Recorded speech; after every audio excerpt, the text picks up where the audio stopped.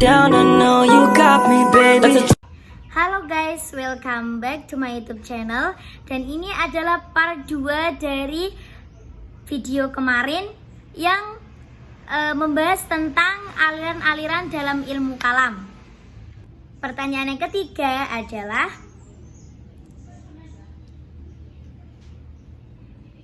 al-usul al-khamsah atau 5 dasar utama inilah yang menjadi prinsip kelompok Mu'tazilah sekaligus berfungsi sebagai rukun iman bagi mereka. Menurut mereka, seseorang yang meyakini kelima prinsip tersebut menurut pendapat Mu'tazilah dikatakan sebagai seorang pengikut Mu'tazilah sejati.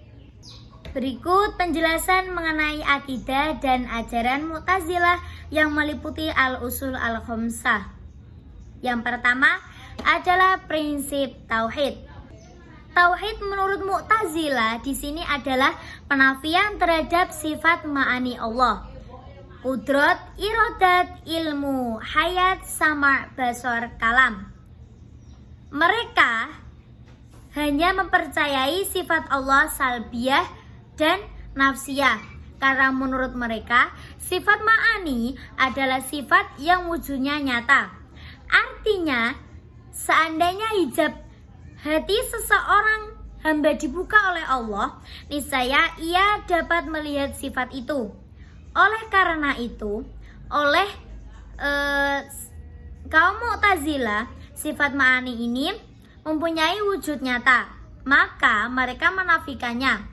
Sebab apabila tidak dinafikan, maka ia akan timbul ta'adud al-qudama atau banyak perkara qadim, yaitu zat Allah, qudrat, iradat, ilmu, hayat, sama, basar, kalam. Jadi menurut mereka, orang yang meyakini wujudnya sifat ma'ani lebih kafir daripada mereka, sebab menetapkan perkara qadim yang lebih banyak. Dan menurut Ahlussunnah wal Jamaah, sifat Allah bukanlah eksistensi dari zatnya sebagaimana pemahaman Mu'tazilah. Sebab begitu banyak dalil yang menjelaskan Allah mempunyai sifat dan sebab zat, dan sifat adalah hal yang berbeda. Sifat juga bukan pula selain zat yang dapat terpisah dari zatnya Allah, sebagaimana keyakinan orang-orang Nasrani. Sebab begitu banyak dalil yang menjelaskan kekafiran orang Nasrani. Yang kedua adalah prinsip adil atau prinsip keadilan. Dalam pandangan Mu'tazilah, Allah tidak menyukai kerusakan dan Allah tidak menciptakan perbuatan hamba af'al al-ibad. Namun mereka melakukan apa yang mereka perintahkan dan meninggalkan apa yang mereka larang sendiri berdasarkan kudrat yang diberikan Allah pada mereka. Allah menurut mereka hanya memerintahkan sesuatu yang Dia kehendaki dan hanya melarang sesuatu yang Dia benci. Allah menurut mereka hanya mengendalikan setiap kebaikan yang diperintahkannya dan terbebas dari setiap keburukan yang dilarangnya. Pendapat semacam ini jelas salahnya, sebab konsekuensi dari pendapat mereka ini adalah sama saja mereka berpendapat bahwa Allah itu lemah untuk merealisasikan apa yang dikehendakinya. Sebab ada suatu perkara yang tidak dikeinginkan Allah terjadi, padahal Allah menginginkan sebaliknya. Hal ini sama saja mengatakan bahwa Allah bersifat lemah. Yang ketiga, prinsip al-wa'ad wa al-wa'id, janji dan ancaman. Menurut Mu'tazilah, keyakinan bahwa janji dan ancaman akan datang. Janji Allah untuk memberikan pahala pasti terjadi. Demikian pula sebaliknya, ancaman Allah untuk memberikan siksa juga bakal terjadi. Sebagaimana janji Allah untuk menerima taubat nasuha juga akan terjadi. Orang yang berbuat dosa besar tidak akan diampuni oleh Allah kecuali dengan bertaubat. Sebagaimana orang yang berbuat kebaikan bakal mendapatkan pahala. Dan menurut Ahlussunnah wal Jamaah, memasukkan mukmin ke surga dan menyiksa orang kafir di neraka adalah perkara jaiz bagi Allah, bukan perkara yang wajib. Seandainya Allah memasukkan orang kafir ke dalam surga dan memasukkan orang mukmin ke dalam neraka, maka hal itu adalah perkara jaiz bagi Allah. Dan itu bukanlah kezaliman bagi Allah, sebab dolim adalah bertindak tidak sesuai dengan perintah. Dan Allah tidak ada yang memerintah. Dalam Aqidatul Awam, Sayyid Ahmad Al-Marzuki berkata, wa jaizun bi fadlihi wa adlihi tarkun likulli mumkinin ka fi'lihi, yang artinya dengan karunia dan keadilannya Allah memiliki sifat boleh atau wenang, yaitu boleh mengerjakan sesuatu atau meninggalkannya. Prinsip yang keempat yaitu prinsip al-manzila baina manzilataini, tempat di antara dua tempat. Menurut mereka, orang yang berbuat dosa tidak dinamakan kafir dan juga tidak dinamakan beriman. Mereka berada di antara kedua-duanya, yaitu fasik. Al-Syahrastani dalam Al-Milal wa Al-Nihal mengutip pendapat Wasil bin Atha bahwa iman itu ibarat poin-poin kebaikan. Jika poin-poin itu berkumpul, maka seseorang dinamakan sebagai mukmin, dan itu adalah predikat terpuji. Sedangkan orang fasik tidak mengumpulkan poin-poin kebaikan, juga tidak mendapatkan predikat terpuji. Oleh karena itu, ia tidak disebut sebagai mukmin, namun juga tidak kafir, karena syahadat dan kebaikan-kebaikan lain telah ia penuhi.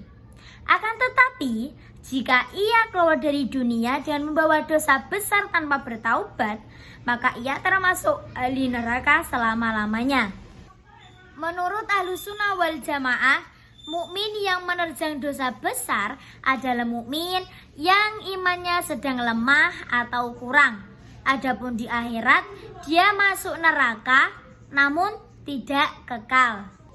Meskipun Mu'tazilah meyakini bahwa orang yang bermaksiat berada di tempat di antara keduanya atau fasik, namun tidak mengapa disebut sebagai muslim. Menurut mereka, nama tersebut untuk membedakannya dengan orang-orang kafir dhimmi, bukan untuk memuji atau memuliakannya. Yang terakhir adalah prinsip amar ma'ruf nahi mungkar. Prinsip ini berfungsi untuk menyebarkan Islam dan memberikan pencerahan bagi orang-orang yang tersesat, juga untuk menangkal serangan orang-orang yang berusaha mencampur adukan antara yang benar dengan yang salah. Pertanyaan yang keempat,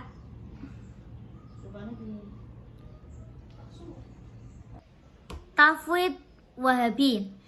Wahabi cenderung memahami tafwid secara literal, yaitu menyerahkan sepenuhnya makna ayat-ayat mutasyabihat kepada Allah tanpa mencoba menafsirkannya.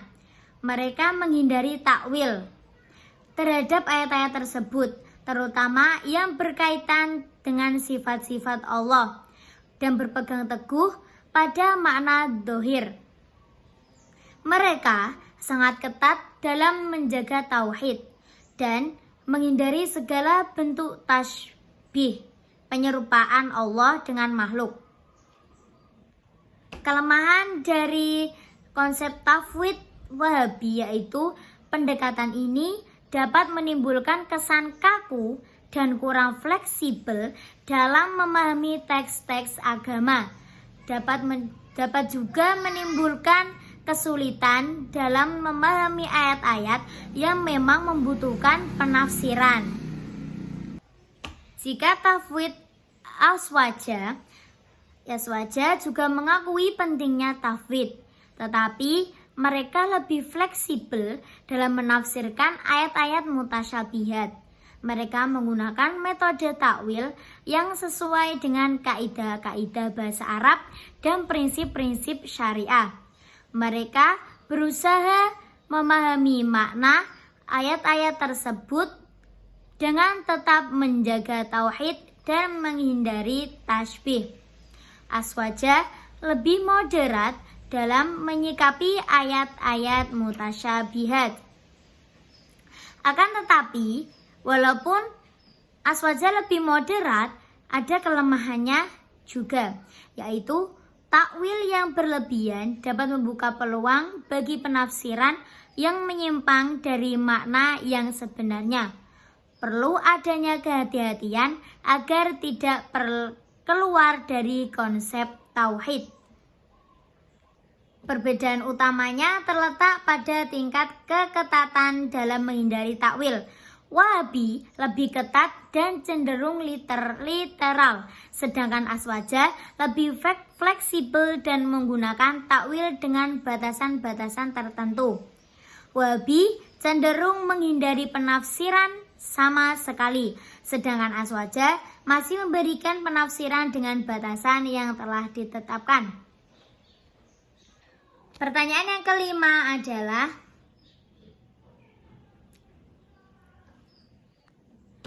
mengkafirkan seorang muslim adalah masalah yang sangat sensitif dalam Islam, dan para ulama sangat berhati-hati dalam hal ini karena konsekuensi yang sangat besar bagi individu yang dikafirkan maupun bagi umat Islam secara keseluruhan.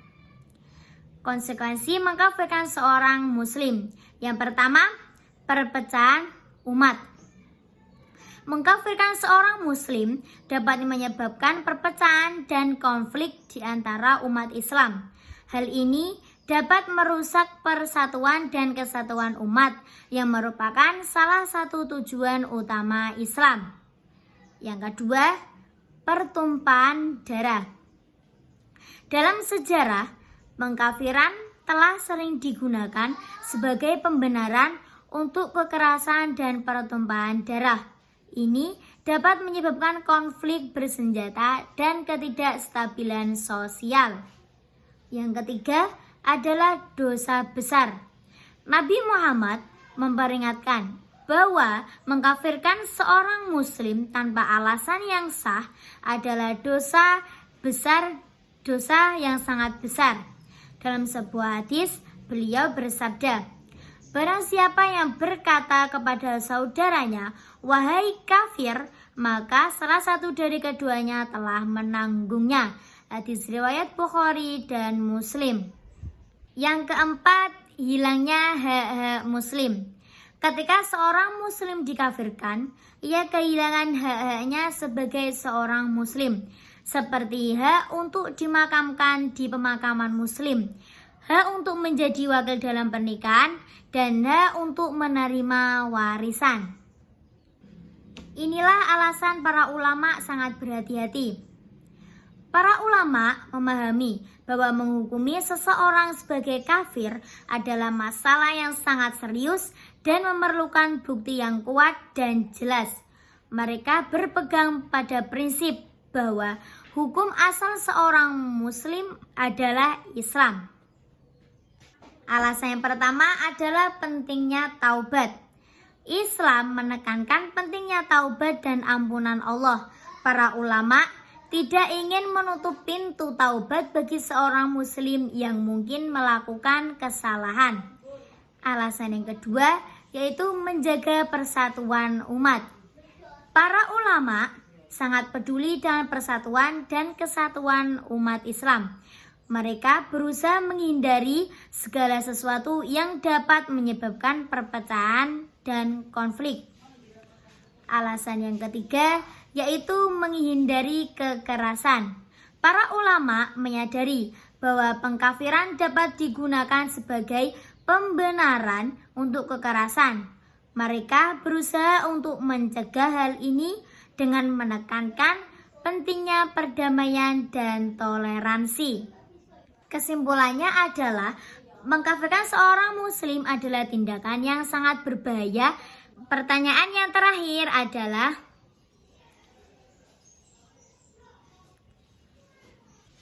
Konsep tauhid Wahabi yang membagi tauhid menjadi 3 bagian, yaitu tauhid rububiyah, tauhid uluhiyah, dan tauhid asma wa al-sifat, adalah salah satu ciri khas ajaran mereka.